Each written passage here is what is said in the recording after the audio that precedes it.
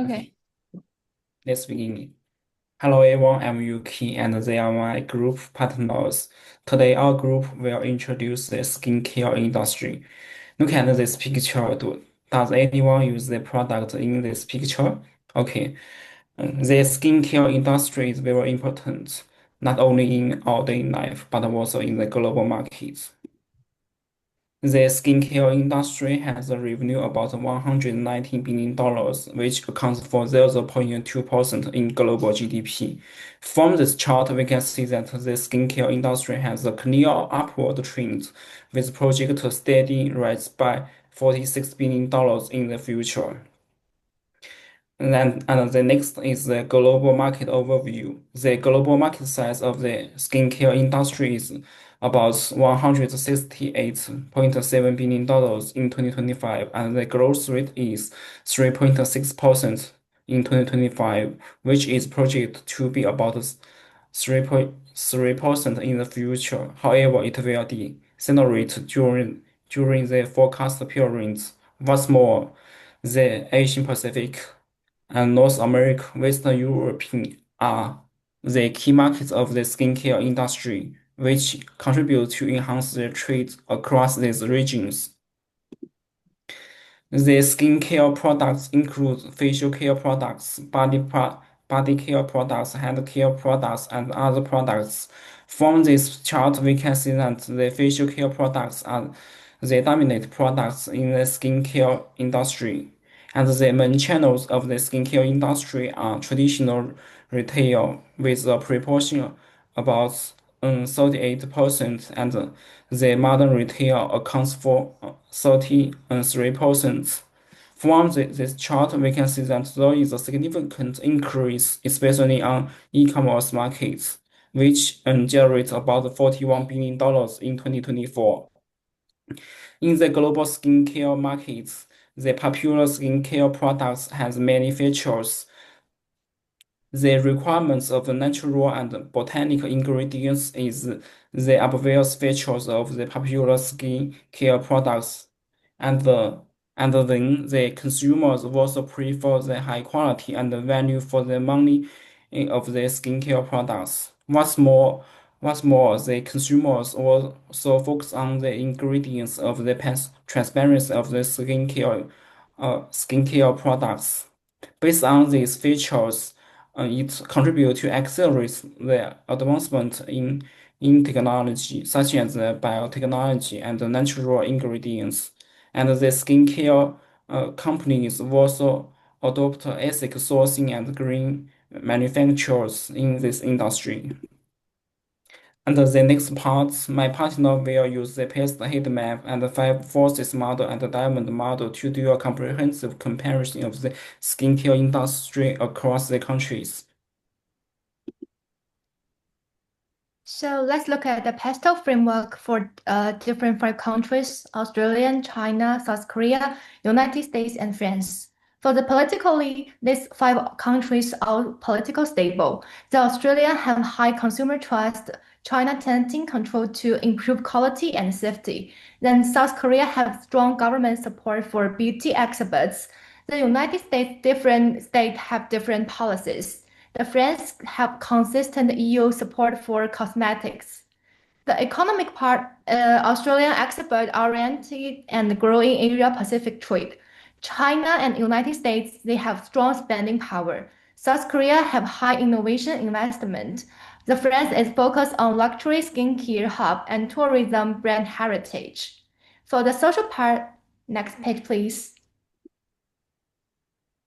I will give you the small example. The CeraVe success in the US because they offers dermatologist approved, affordable, and FDA certified products. The American consumers value science and accessibility. But in France, the customers prefer luxury and brand heritage. The acceptance is low. So I saw the cultural differences significantly affect how a brand is perceived and its potential for success in different markets. Let's go back to technology. For the technological, Australia have the focus on plant-based on R&D and eco-packaging. South Korea have global leader in AI beauty tools, especially for the skin scanner tools and smart cosmetics. The United States have biotech and AI personalization. The France have advanced lab innovation to combine the science and luxury. The different countries have different legals. The Australian AICS ingredient approval, and China relaxed on animal testing rules. United States also have the virus by states. France have the strict EU cosmetic regulations. The last one is also the most important part, environment. The Australian and France, they're leading in carbon neutral and recycled packaging. The China and South Korea, they catch up. And the United States have the ESG pressures from investors and consumers. Next page, please. Next. Yeah. And for the final part, I will introduce the global trends and key differences. All five countries share global trends text. They all movement towards sustainability, transparency, and innovation. And the skincare becoming globally connected and value-driven. But they also have some differences. The Asia country, especially for China and Korea, they just focus on speed, technology, and new trends. The Europe country for France, they focus on luxury, heritage, and brand tradition. Australia mentioned natural and eco-friendly beauty identity. And for the United States, they have all AI personalization and investor-led ESG initiatives. Thank you. All right, awesome. Now I'll be introducing Porter's Five Forces and how it's relevant to the skincare beauty industry. So as you can see, I've included a table which highlights the countries as well as each of the Porter's Five Forces. So if you're to look over at industry rival, that essentially highlights the competition within the market. Being that Korea is a fairly innovative market, you can see that it ranks the highest. And then say if you go over to buyer power, it's generally quite strong across most markets, but we're seeing it in China largely due to their strong e-commerce platforms, in France due to the luxury and heritage of big powerhouses such as Laura Mercier and other brands, and in the US largely due to their large influencer industry. And then if you look over to the supplier power, it's quite prominent in France, largely due to luxury houses such as Laura Mercier and other brands leaning quite heavily on their reputation of the ingredients and science that goes behind building their projects. And then if you go over to the threats of substitutes, which basically means the threat of new entrants as well, you can see it's quite evenly dispersed across most markets, with the highest being Korea, China, and the US.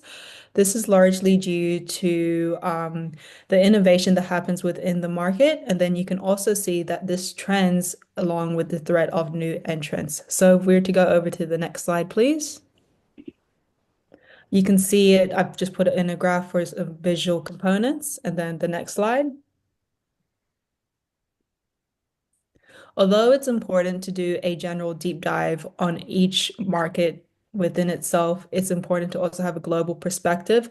So as you can see from a global overview, industry rivalry, buyer power, and threats of substitute is quite prominent within the beauty industry, with supplier power and threat of new entrants being relatively low. I found this interesting, especially in regards to the threat of new entrants, but this is due to strict regulations. For instance, in the States, you have components such as the FDA, which might stop smaller brands from entering the market.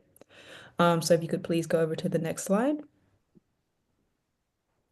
So over here, I've included a key insight into each region and how it might affect competitive behavior, and also key insights, say if you were to launch a brand. So if you should look at Korea, we can see that the dominant force is rivalry, and this is due to aggressive innovation within different brands. And in order to combat this, brands should focus on having a product-driven strategy. Whereas in China, the dominant force is buyer power. And then this is mainly driven by a competitive e-commerce space. And in order to combat this, brands should focus on having a strong digital presence. If you're then to go to France, you can see again, as I've highlighted before, that supplier power is the dominant force. And this is largely due to luxury brands having a strong heritage and also having quality ingredients. So in order to say combat this and be competitive within the space, brands should focus on luxury branding. And in the US, again, quite similar, you have buyers power. And this is just largely due to the scale of retail space that's available. So you could say see products in a Walmart, Target, or even e-commerce platforms very similar to China. And in order to be competitive, I would suggest having a competitive pricing without sacrificing your credibility. So that would tie into, say, what we addressed in the pestle analysis, making sure that things are FDA approved. And then say if you're to go to Australia, the dominant force is new entrants, being considering that we are an emerging market.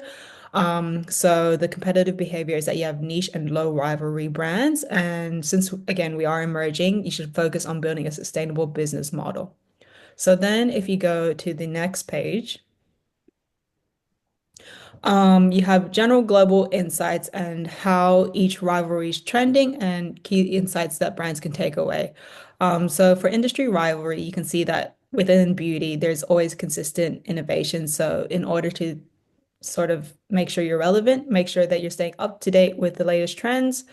For buyers' powers, customers are very informed, largely due to the access online. So in order to combat this, I would suggest building strong brand loyalty within your brand to make sure that you have returning customers. After this, you have supplier power. Again, although there is a threat of new entrants, luxury brands do tend to be the dominant player. So it's important to have brand marketing where relevant. And in regards to threats of substitutes, this is largely due to viral trends that you might see on TikTok or different platforms. And in order to combat this, I would suggest having a point of differentiation with your products, whether that's through ingredients or specific brand marketing. And then lastly, if we're to refer to new entrants, this is largely due to the medium barriers of entry. And in order to combat this, I would suggest that brands are compliant and have a strong reputation. And now I'll be handing it off to my classmate.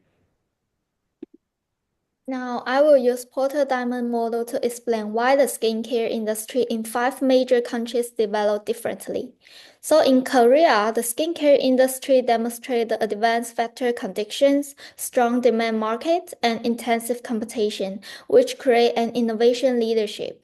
So the high research and development capability, technological expertise, and skill level enabled to introduce many new products.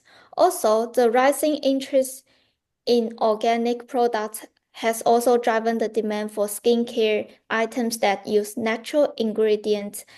So this changing demand aligns with the Porter view that consumers and strong competition sustain national advantage. Moreover, in China's skincare industry benefit from powerful digital infrastructure and a massive consumer base. So the e-commerce and social media platform like Alibaba and Douyin enable rapid product launches. The local firms compete intensively with international brands, forcing faster innovation. From the report, skincare in China state that the market is mature, as brands can no longer depend on flashy marketing tactics and significant discount for sustained growth.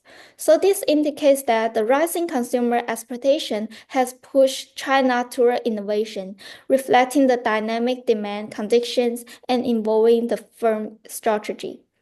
In addition, the United States lead the global skincare through the scientific research and biotechnology, which represent advanced factor conditions. So the consumer preferences are increasingly influenced by the demand for health-conscious products backed by the scientific proven effectiveness. And the U.S. advanced biotech sectors and strict regulations ensure the quality and trust. In the US, the main market players invest significant sum into the research and development of the new products. This advanced factor condition gives the US a long-term advantage in research-based skincare. Furthermore, the French skincare succeeds relying on the premier quality and strict regulations. The strong factor condition of the French brands include the as per chemists and high-end production standards. Also, the supporting sectors such as the fashion reinforce the premier image. In France, the government regulations enforce the strict regulation on the composition and the testing of the skin products. This shows the quality control strong France's global leadership in luxury skincare. Moreover, the Australia skincare sector benefits from the natural resource and sustainable focus. The local brand use the native botanicals and market themselves as ethical and eco-friendly. Also, the digital marketing and rising health awareness expand demand both within local markets and internationally. In the Australia skincare report stated that the growth of Australian skincare market during 2019 to 2024 has been driven by heightened consumer awareness regarding the health and wellness. This indicates how environmental factors and consumer consciousness from the national unit strength in the global skincare market. In conclusion, the national context drives the global difference, and each country's unique strengths continue to develop the future of the global skincare market. Thank you. So let's pass to Le Zhang. Thank you. And building to the previous analysis, I will conclude our presentation by highlighting what is similar, what is different, and what is changing in the global skincare industry. My conclusion is connect what we've learned in class about sustainability, technology, and the institutional difference. First, let's look at homogeneous or global similarities. The skincare market continued to grow steadily worldwide, with an average rate of around 3.6%. Across all countries, consumers are paying more attention to transparency, product quality, and sustainability. E-commerce and digital channels already contribute about 1/4 of total global revenue. Science-based and natural products are now becoming universal expectations. These shared values show how skincare has transformed from a simple beauty routine into a responsible lifestyle choice. However, the industry is far from uniform. When we compare across countries, the heterogeneous difference becomes clear. The structure of competition or the five forces varies widely. Korea faced the highest revenue with very fast innovation cycles. China has strong buyer power and live commerce competitions. France enjoys supply power from the luxury heritage. The US shows high buyer power due to return culture, and Australia competes through sustainable personalization. These contrasts come from each country's unique culture, regulation, technology, and resource, showing that the same industry behaves differently in different national contexts. Let's look at what is changing. Although overgrowth is slowing, innovation is accelerating. AI, biotechnology, and ESG practice is reshaping brand strategy and global supply chain. Globalization still connects markets, but local culture and national rules continue to shape how competition actually works. This reminds us that global connection does not mean global unanimity. And turn to next page. Looking ahead, several global trends will define the future of the industry. We can see AI-driven personalization and biotechnology innovation become mainstream. Sustainability and ESG are moving from marketing slogan to real business strategy. Localization will gain importance under the globalization pressure, and the hybrid retail model, combining online and offline experience, will keep expanding. This insight link back to our costing idea. From week 7, we learned that sustainability and resource advantage influence competitiveness. From week 8, we saw the technology and AI reshape competitive advantage and also institutional difference. We understand why the same industry performs differently across countries. The skincare sector illustrates all of this perfectly. And turn to next page.